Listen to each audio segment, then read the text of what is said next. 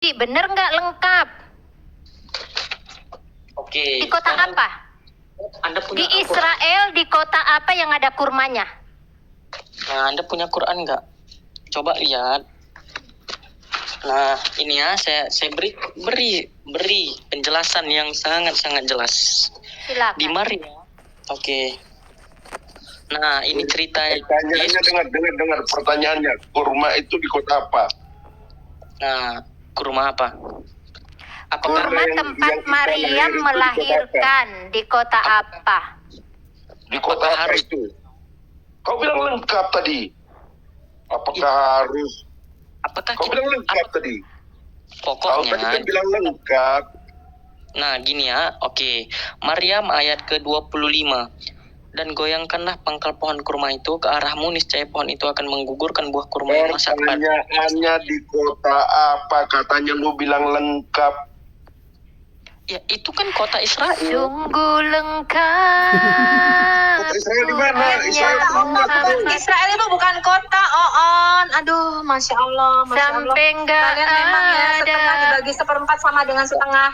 Ini aja gini. Israel dibilang kota ngawur Saya aja lu. kagum, lengkap sekali. Satu.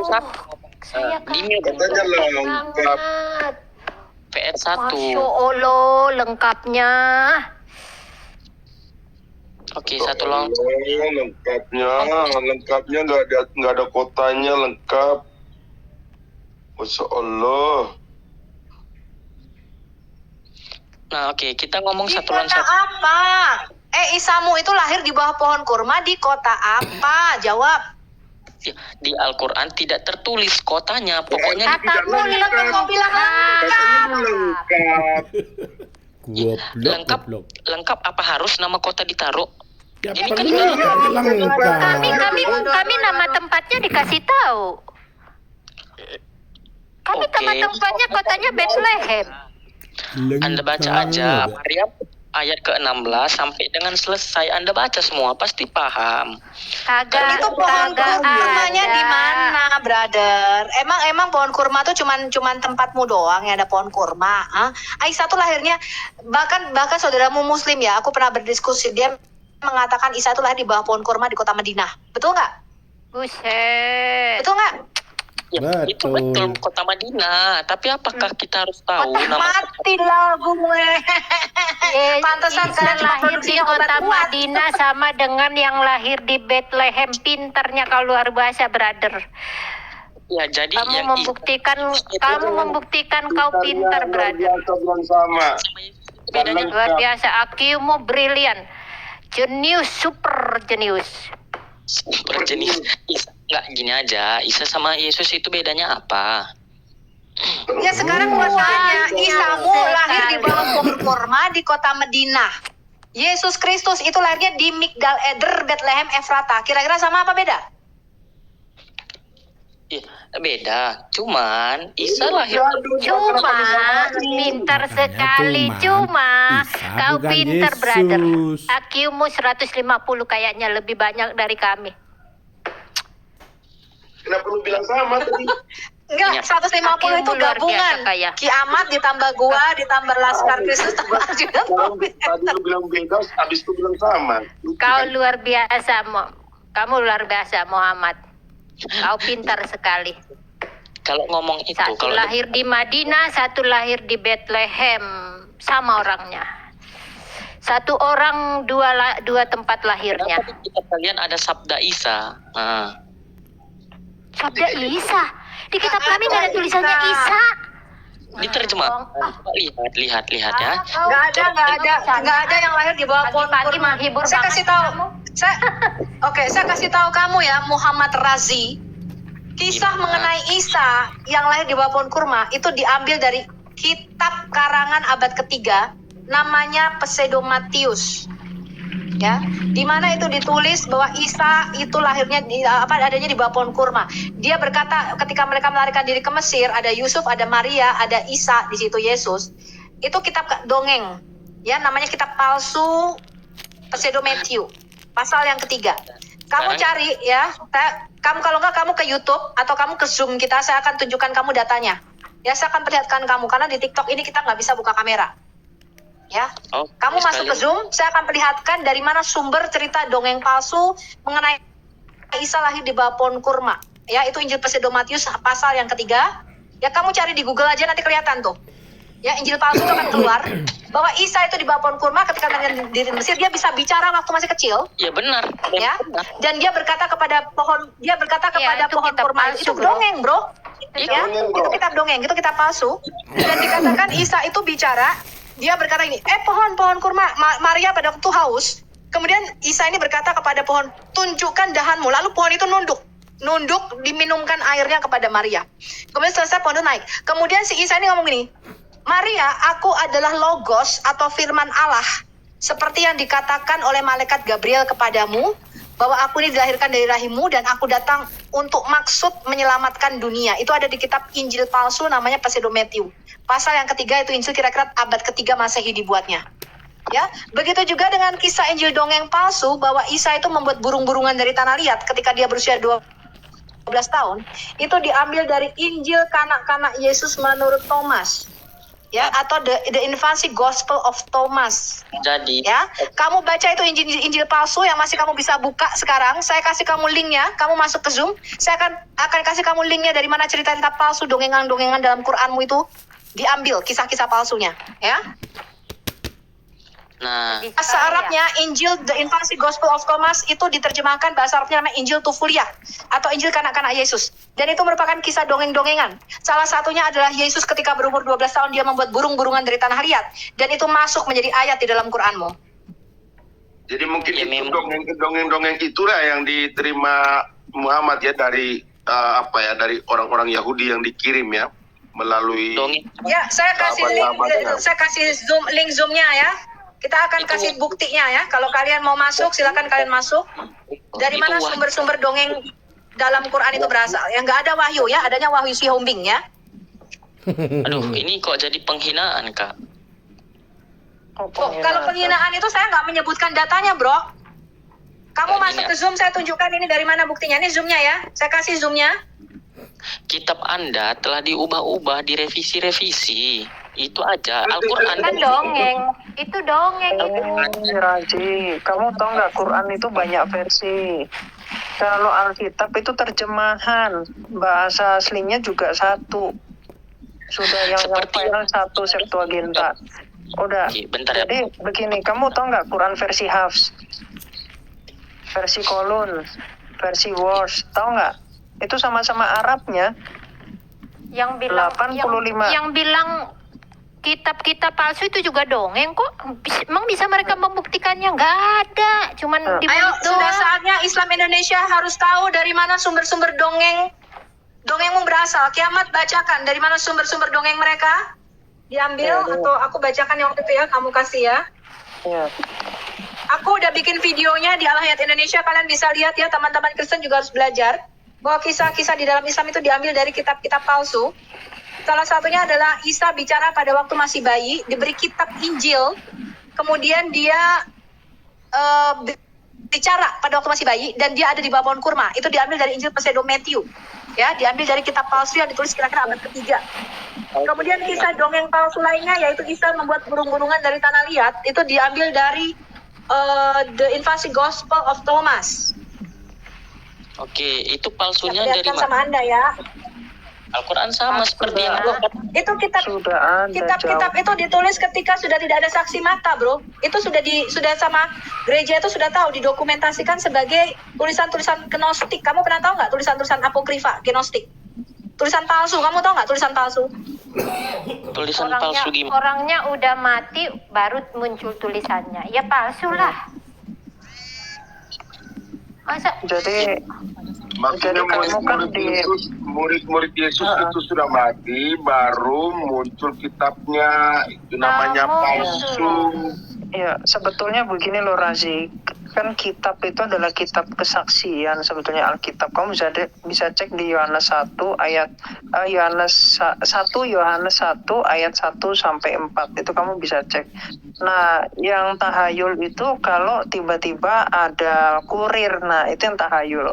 Nah, kenapa bagi kami itu hal yang konkret? Karena Alkitab itu punya 26.000 manuskrip, ya. Sedangkan Quran itu kurang dari 7.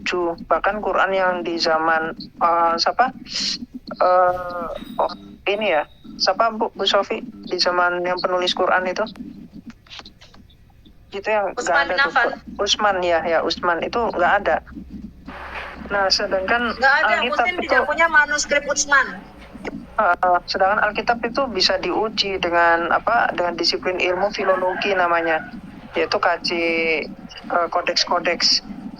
Jadi ibaratnya nih ya Bro Razi, supaya kamu bisa bayangin, kalau ada 10 tulisan yang sama, anggaplah kita murid Kamu itu yang keluar. nyatet di papan tulis, Yes. maka dari 10 itu kita bisa menulis sesuatu yang betul-betul punya kemiripan yang tinggi ya, sesuatu yang bisa dipertanggungjawabkan. Nah, itu nama ilmunya filologi ya. Jadi Alkitab itu hanya difitnah doang, cuman dengan narasi, nggak bisa dengan pembuktian ya.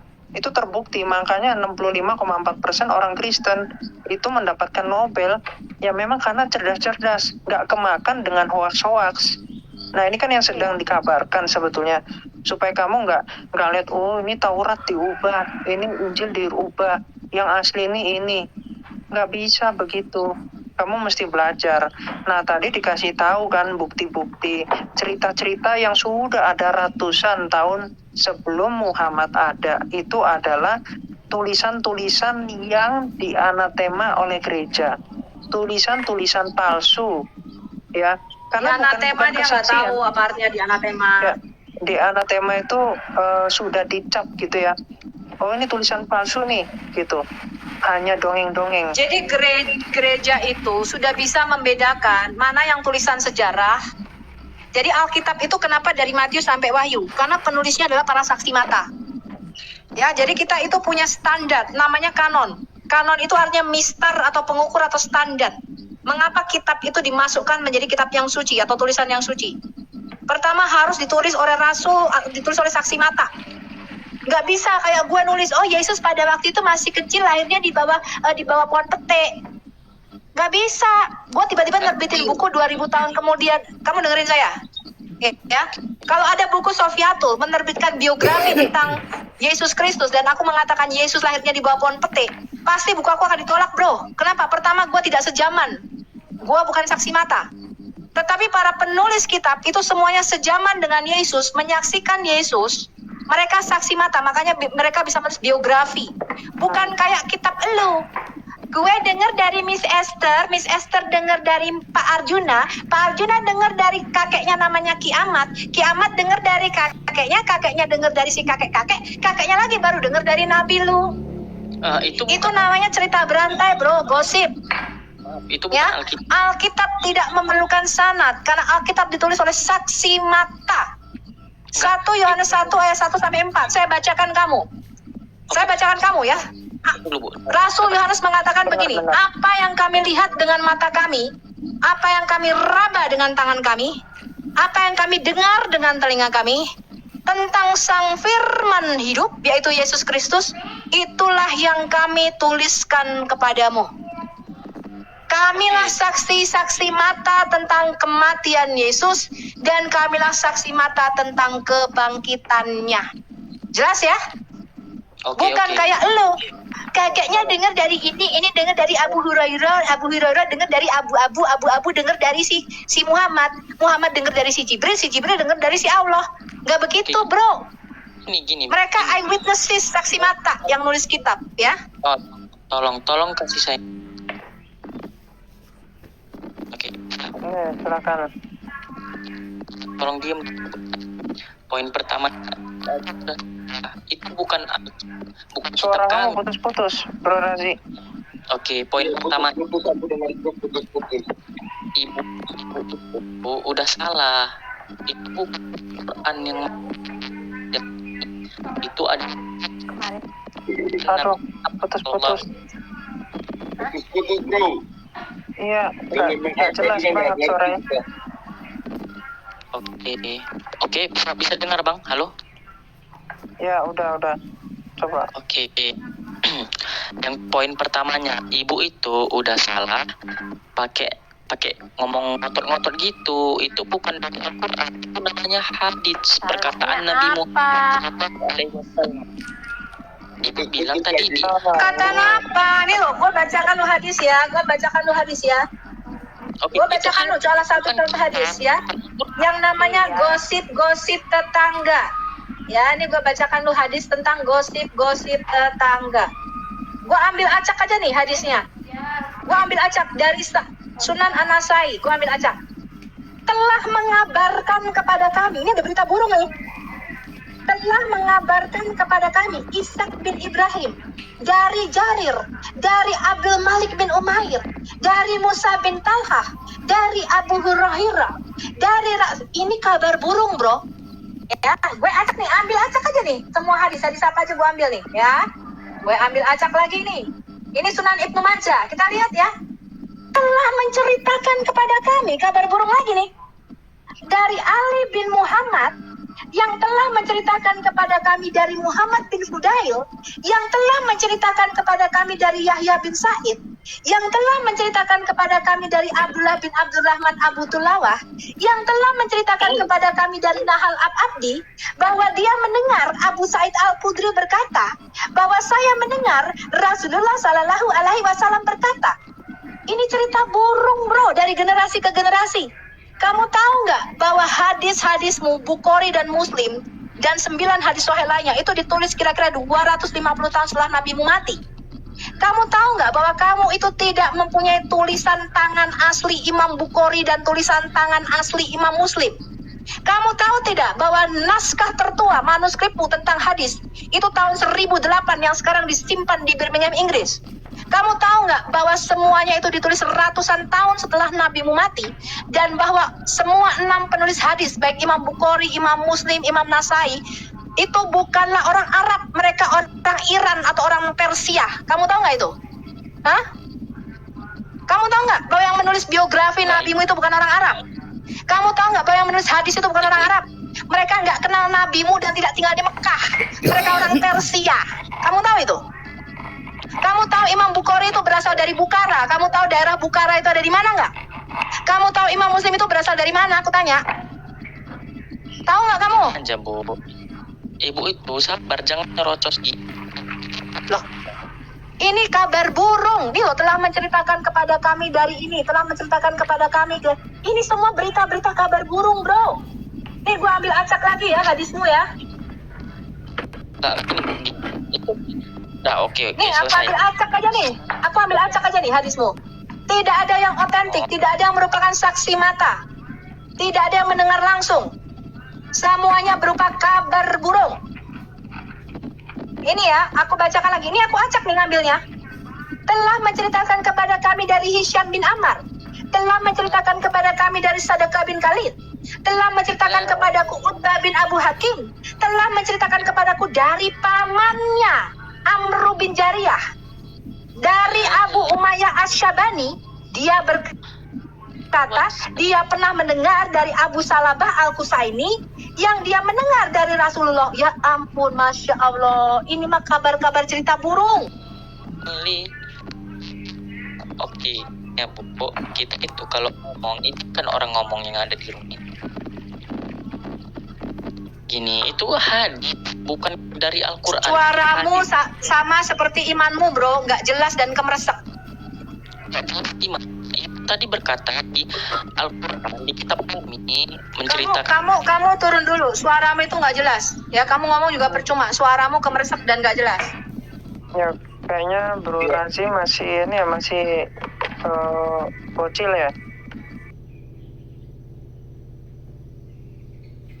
Ya, dia nggak ngerti. Dimana udah dijelaskan bahwa di dalam Alkitab kami, murid-murid Yesus sendiri yang menulis. Pertama, Yohanes itu murid langsung Yesus.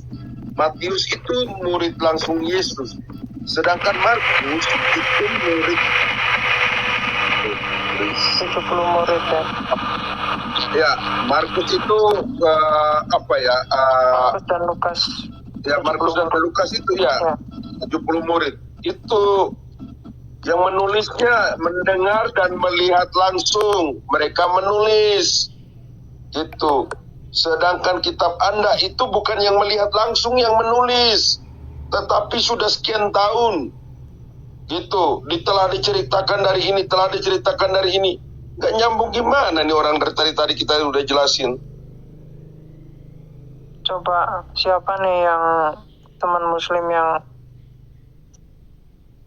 punya ilmu nih?